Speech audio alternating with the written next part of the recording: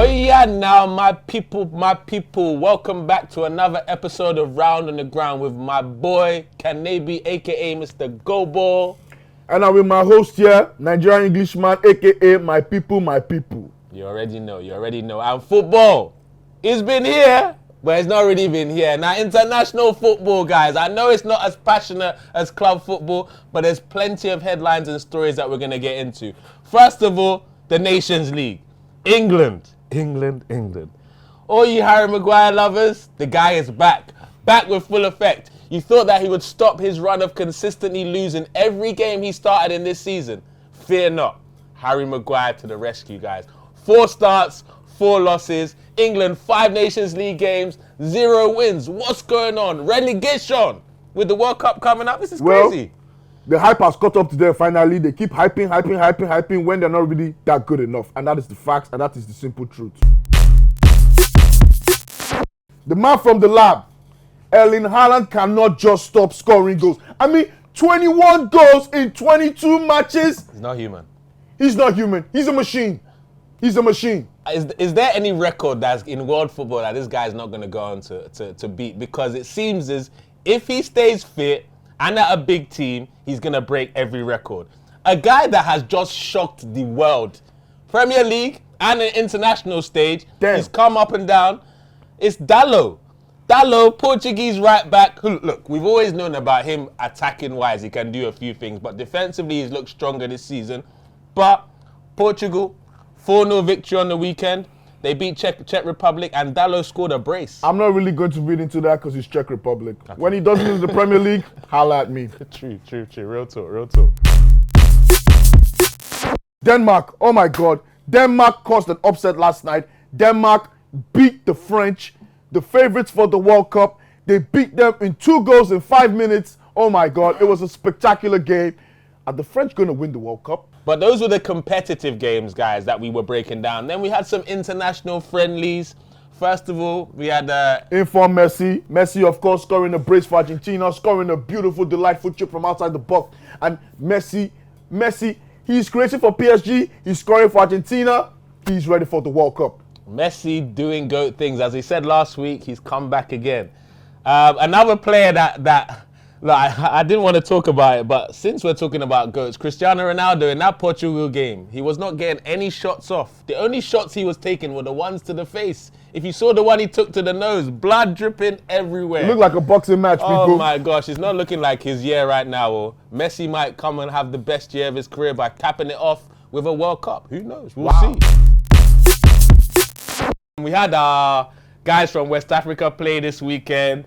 Ghana played against Brazil. They played against the Samba Boys. Oh boy, I mean, it didn't go as planned. Charlie, it didn't go as planned though. Thomas Partey, he wasn't in the squad at all. Arsenal fans are very, very nervous, but apparently it was just a precaution. But Brazil went on to win that game 3-0 with two goals from Richarlison. I mean, he's taken on his little bit Richarlison and Marquinhos. Marquinhos, yes. 2 goals from Richarlison, a goal from Marquinhos. He's taken on his Premier League form, And of course, our very own Nigerian Super Eagles played a very meaningless match for me. A 2-2 draw against Algeria's Team B. I mean, if you can't beat Algeria's Team B, it says a lot about the team right now. We are not in a place where we should be in our football. And we are going to also play tomorrow against... the A team. Yeah, the A team tomorrow. And hopefully we can get a result. And if we cannot beat the B team, what makes us sure that we can beat the A team? And we're going to digest all that Nigerian stuff because there's lots to talk about when it comes to our country. Also, we had Senegal. And I don't know about you, Kanebi, but whenever Sadio Mane is on the score sheet now, I feel him more.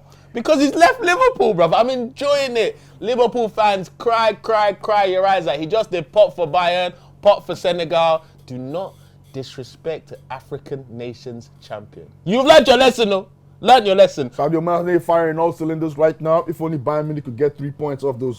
Real talk. But his national team won 2-0, and I think they're definitely the best chance for African nations in terms of winning the World Cup. Well, speaking about African countries, there was a very nice gesture. The Ivory Coast team, they brought out the T-shirt for their teammate Sebastian Haller, who is recovering from chemotherapy. And it was a very, very nice gesture. A lot of class. Shows you the togetherness in the squad. They are there for him. They are always there for him. They are supporting him. And it was very lovely to see. African players support their very own. I love that. That's very, very honourable, considering the tough time he's had, and he's dealt with it really, really well, Hala. Big up, Hala. All our prayers go to you and your family. England, England, England. And I know what you guys are thinking. You God think... save the Queen from that defeat. Yeah, for real, for real. May her soul rest in peace. I'm having to watch this terrible nation represent her. It's crazy. And I know you guys are thinking, Niger, Englishman. So I have half allegiance to England. My name says I have to, but it doesn't mean I have to. Let's digest what's going on, because England, they've not won in 5 Nation League games. One of those games they lost, Kanebi, was a 4-0 defeat to Hungary. They've just lost to a weakened Italian side.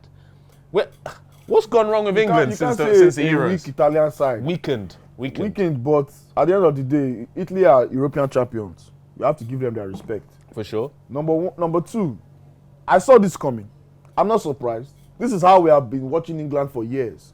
They come with so much hype, so much promise, because they feel they have the best league in the world. They feel they are entitled to trophies. Having the best league in the world consistently is something to. But when you say best league in the world, are they the best league in terms of technical ability? Or are they the best because they bring the most money or they have the most foreigners? You tell me, why would you? Like, I think the English league is the best in the world because of the excitement. The fact that a team that's 18th in the league can beat a team at the top of the league, and it happens regularly. I love those exciting But if you look at the last 2 years, 3 years, one team has been dominating it. But that's a different discussion.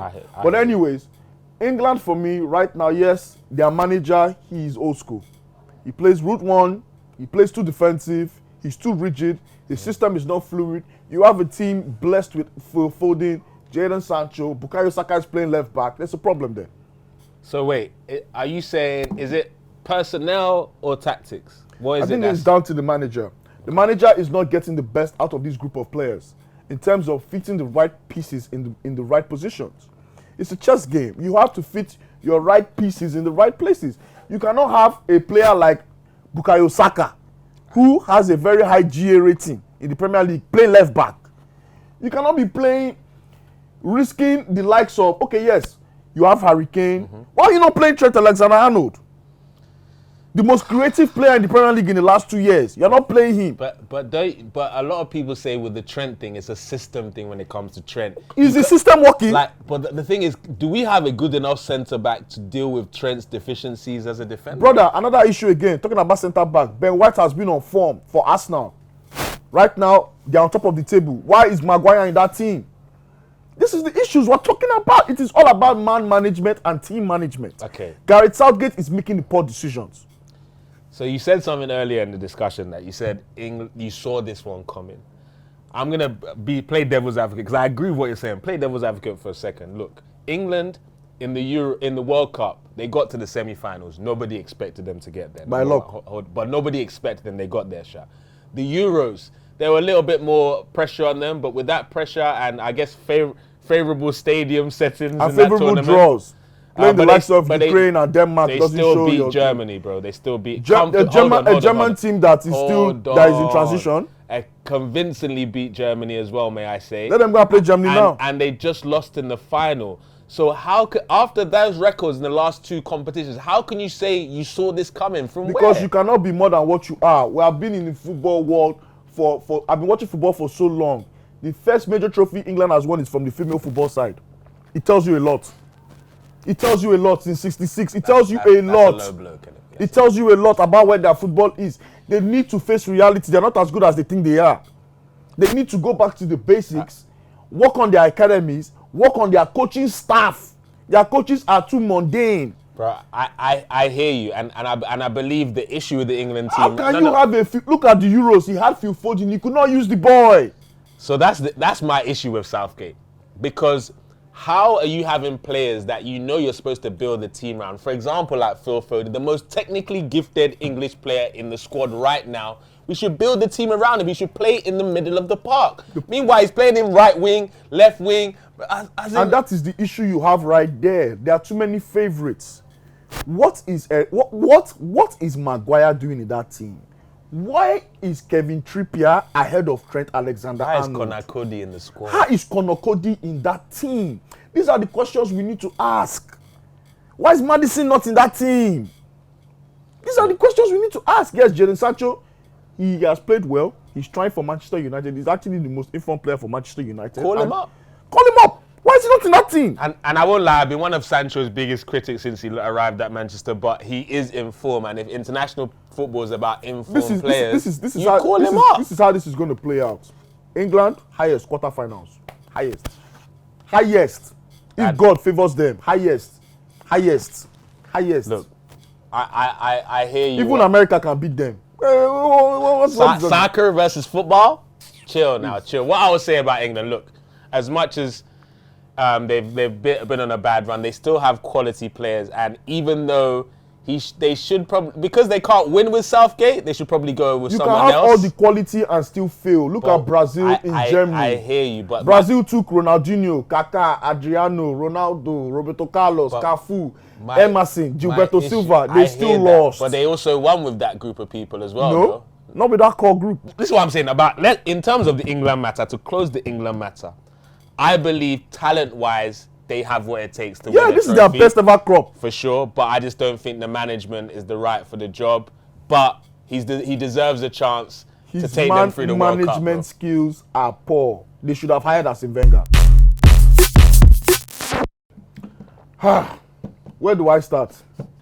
The disappointment that I am still not over. We played Ghana, we did not qualify. We went to the Nations Cup. We won the 3 group games. We played Tunisia. Nonsense. We sacked the manager, hired a coach because he's a foreigner with no CV. We don't know where he's from. He was recommended by Jose, they say. And so far, it has been hot and cold. The only thing we is Pissarro against who do we score? Sao Tome. Everybody beats Sao Tome. Everybody beats Sao Tome. Yeah. What have we achieved as a nation in the last 4 years? Zero. Nothing. Zilch. And the thing that hurts me the most for the Super Eagles is that nobody fears us again, bro. Nobody fears us. There's no fear factor. They fear our ladies more. Can you imagine? A whole Super Eagles generation, a generation of talent. We're wasting. The World Cup, it annoys me. I'm getting excited that the World Cup's happening. But there's a little bit of me taken out of it because Nigeria are not going. Yes, now that's why Nike can give us one useless jersey. They don't rate us. Looks like Ankara. We were winning awards for best kit of the last year, and now look at us, not even in the World Cup, and look how we cannot beat Algeria's B team. We want to go and play their senior team with Mahrez and Benassa. Are we a serious nation at all? Are we serious? I think we are carrying Ademola Lookman, carrying all these boys. These boys don't know what it is to play for Nigeria. They grew up in foreign countries. They don't know what it is. They don't know the rivalry between Cameroon and Ghana. They don't know. No, okay, but about that comment, so are you going to say we now go against the pool of English players that can potentially play for Nigeria because of that? We should not go against the pool, but we should also not neglect our boys at home. Our grassroots soccer is dying. I agree. That is the reason why we did not qualify for the World Cup, because we took too many foreign-based players that do not have the heart. I agree. I mean, come on. Why do we have a league? Why are we setting up academies? Why are we trying to push the young generation if we know we are still going to pick one boy that grew up abroad that we don't know about, that has not spent one day in Nigeria? No, to be honest, that's a massive point. Even the Brazilians pick their local boys. Because we talked about it. If you look at the teams that win World Cups, they are true to their style. Spain didn't win a World Cup until they were true to their style. Yes. Brazil, every World Cup they've won has been true to their style. It's like what you say, when teams go against their style, that's when we start finding issues. Yes. And we picked a Portuguese manager, loads of European players, and we're neglecting, as you said, the grassroots. And all the top Nigerian teams in the past, we didn't neglect them. Kanu Wako came from Iwayanu National. Okocha, yes, he was in Germany, but he came from grassroots soccer.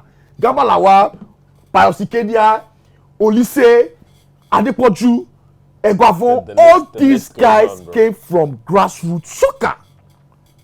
What is happening to Nigerian football? But let me not lie to you. Like when I'm saying, I used to with chess say Niger. Now it's like, I mean, come on, what's going on with our football? So like, let's be fair to Pissarro. I don't know anything about him before this appointment. 4 games, 2 wins, 2 losses. The last 2 games, 10-0 and 2-1 against Sao Tome and Sierra Leone. So, Kanebi, obviously, on the weekend, we played Algeria B team. There was a few stars that Iwobi scored a very good goal. But we have to talk about this guy, sorry. Mr. Supermodel himself. Guy that'll be doing striking pose for camera rather than saving ball. Our goalkeeper. You know the funny thing Maduka, whatever his the name last is, significant thing he did involved in the doing game. fine boy instead of... You know, the irony is the last time he was in the squad, he cost us a goal. Yep, against Ghana. Yeah, he's come back again. Was he the one? No, he wasn't the one. No, in the Tunisia, Nations Cup. in Tunisia, yeah. he wasn't the one. He came back, same thing. You see, the problem is we don't have standard. We don't have standard. The keeper, we know him, he's part of the squad. Call him back, let him come and play for us again. There's no standard. Most of the young man that is playing for whoever in his local club that is trying to get there. Give him a chance. He can't be worse than this guy. But can it be? Because this Niger matter is a big matter, and we talk about this matter on numerous shows, I'm sure. But against Algeria, for Pesero's team, just tell me 2 or 3 words on what do you expect from this game? What do you want to see from this game to give you some encouragement? I don't know what to expect because there's nothing really to play for. There's nothing really to play for. What are we playing for? Are we playing? We playing because it's international friendly time, or are we playing to try and rebuild our football? Because I don't understand what's going on. I don't understand what's going on really. To be honest with you, we need to go back to the basics. We need to start from scratch. And all this foreign coach, it needs to be scrapped. It needs to be scrapped. He doesn't understand. I don't understand. Viewers, please comment. Let us know if you understand. I don't see the necessity of this match. This match is a waste of time. For me, it's just NFF or whoever trying to make some money. I hear that, but I'm going to give my prediction anyway. I'm going to go for a hopeful Nigerian 2-1 win. Yourself? We're going to lose. We're going to lose because the Algerians are better. They're going to the World Cup. We're going to lose. They're more organized. They know what they're there for. We're going to lose probably maybe 2-0. So when it comes to the Nations Cup, like a lot of fans, nationally, internationally, are like, is it a friendly tournament? Is it really competitive? Because if you look at it this way, a lot of the big teams lost this weekend. Spain, Germany, England, France, they all lost this weekend. Ticket don't cut. Do you think this is going to affect the Nations Cup performance? Is really going to affect these teams come the World Cup? Or is it just really a warm-up? I don't think it's going to affect much. But with Spain, I don't expect Spain to win the World Cup. I don't expect Germany to win the World Cup. We expect France to win the World Cup. Now, with Spain and Germany, for me, they're still young teams in transition. They're still trying to rediscover their identity. But for Germany, don't you, and especially Germany, don't you think they still have a little bit of a small core of the World Cup winning side in there, like the Mullers? No, those guys are old. Not really. It's only maybe Manuel Neuer and Muller right? and Toni Kroos. You understand? But the rest of it, they're all young. You have the likes of Musiala, Gnabry, Sane. These guys they're a young crop of players. They're a young generation. But the thing about it is that with Germany, you never know what to expect in Germany in the World Cup. That's what I was going to say. Because do you remember Euro 96 when nobody expected them to win? And you never know what will happen with Germany. But to be honest with you, Germany, it's all about, I think this German team is more prepared than their last World Cup. I agree. Because their defense looks okay. They have Rudiger. They have this guy that plays for Borussia Dortmund. I've forgotten his name. Is it Sule? Sule. They have Sule. They have Kimmich. They've got scattered a lot players. of talent. They have Gnabry, sure. like you said. They have Timo Werner, who's back in Leipzig, who's scoring goals again. And yeah, the Germans could go to the quarterfinals. You never know, but like with Germany, Germany win one World Cup, and the next 8 years they'll be crap. Exactly. And they come back stronger. But I was watching the France game on the weekend, and I don't know about you, even though they lost, seeing the lineup, it kind of gave me the vibe that they're just trying some new things before the World Cup. I think the problem with France is they have too many good players. It's a selection headache. But that's a great problem to have for Deschamps. But it's too much. Like for instance, like which centre back pairing are you going to pair? Are you going to do Kimpembe and Varane, or are you going to do Saliba and Varane? You know now. Or are you going to do Salibos? Or are you going to do Upamecano and or Konate? But you know who I'm picking, isn't there's so much. The midfield is full of so many players. Yeah, there is so much talent. Even with Pogba out, Kante out, they're not even missing them. You know, so with the French, That's the a problem point. with the French is, They're spoiled for are choice. they going to find the right mix to take it all the way? And also, this World Cup is going to be different. It's a different timing in the season. Climate. Exactly, climate. And they're not going to have Pogba. Pogba is very important to that team. For sure, but as in, we've seen the rise of Tchouaméni the last couple of years as well. Tchouaméni doesn't have... Camavinga's coming into Yeah, it. but they don't have the experience. Pogba has the experience. Pogba has won the World Cup, True. and Pogba is more creative than both of them. That's one thing. In that midfield, without Kante and Pogba, they do lack a lot of And experience. they lack a lot of experience, and that's one of the reasons why you see they lost yesterday, because that team is young. That midfield is young. I mean, Tchouaméni and Camavinga, those guys are babies, man, compared to Kante and Pogba. Can it be, with how you responded to when I mentioned the Spain, Germany, as in, it doesn't sound like you think a European side can win this World Cup. Who are your favorites, because if you look at history, when any World Cup outside Europe, most of the World Cups outside Europe have been won by Brazil. And Brazil, please, this comment is, section, let us know, is that true? It's actually true. Most of the World Cups outside, Korea, Japan, Brazil, USA, Brazil, they win World Cups outside Europe. Okay. They mostly win outside Europe. So that's why in Brazil they thought they had a chance, but unfortunately for them. But in the last couple of years, it's been Europe. But Europe have the better teams and more teams. But for me, I think Brazil have what it takes this year.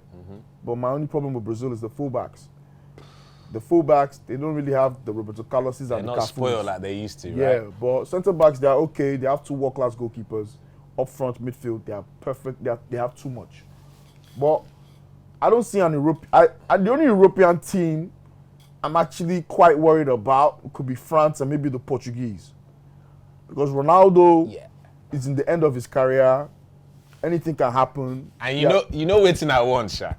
You know what I want the Ronaldo final versus to be. Messi. Ronaldo versus Messi, Unfortunately, Portugal football versus doesn't work- Argentina. Football doesn't work like that. Give it to us, football. Argentina versus Portugal, Messi versus Ronaldo, GOAT versus GOAT. End of the debate. All of them should retire after that game and we'll call it a day. That would be epic. Football doesn't work like that, bro. We know. It doesn't work like that. But for me, Argentina is another team people are talking about, because right now they have a new defense and whatnot. They have Messi, who's rejuvenated. But let's see. Okay. It will be a beautiful tournament. Fair enough. I mean, bro, it's only right that we close the show talking about the most exciting competition in the world right now, the Premier League. Arsenal stand on the top of the table still. And there's a big encounter, the North London Derby. You know how much that means to both of us on this panel right now. What's your thoughts and what's your predictions of that game? The North London Derby, Arsenal is going to win. Forget the fact that I'm an Arsenal fan, but I think Arsenal play better than Tottenham. Yes, Tottenham have scored goals, but they scored goals against the Leicester team that is poor. But Arsenal seem to be the more team that they score in every game. And we're at the Emirates. Sorry for saying we. They're at the Emirates, and they have a very good record against Tottenham at the Emirates. For sure. And I believe the Halem boys are going to come. And after last season, the way the game ended last season at the Tottenham Stadium, I think Arsenal have they should be very motivated. Revenge is on their mind. Watch, I believe, a big game for Bukayo Saka, a big game for Saliba as well. And Jesus is going to do what Jesus has been doing, scoring important goals for his new club. The most important thing is Partey has to be fit for Arsenal. Big facts. But there's another question that's going to be answered this weekend. Are United really back on our packaging they've been doing for the last few games? Manchester Derby, I think it's in the Man City Stadium. Correct me if I'm wrong. I think it's at the Man City Stadium. Bro. If so, how do you see this one going, Kademi? Talk to me. Manchester United are on a good run, but it's going to be men against boys. I think Man City are just going to have too much for them, and I think with Haaland firing all cylinders, rested for 2 weeks, training, he's going to come back and he might get a hat-trick. When I look at that game, I just think of the Mountain Martinez versus Haaland. Tyrion Lannister. The Mountain versus Tyrion Lannister. He go flog him left, right. All that one that Man United fans have been shouting. Manchester United, they have to play Casemiro because with the way, but Casemiro might not play, but because Casemiro has been in South America, but with Kevin De Bruyne's form right now, oh my goodness. It could be a messy occasion. We didn't even speak about Belgium, but it's all good. We'll have plenty of time for that. But I predict 3-1 to City, and I predict 3-1 to Arsenal. What are you saying? 4-0 to City, 3-1 to Arsenal. Well, there you have it, guys. We're going to be back next Monday to review both games 100%. That's another episode of Round the Ground with myself, the Niger Englishman, and me, Kanebi, a.k.a. Mr. Go. And we'll be back to review the top games in Europe over the weekend. We're talking about African Player of the Week and many, many more news. Catch us next week. Like, share, and subscribe. Peace.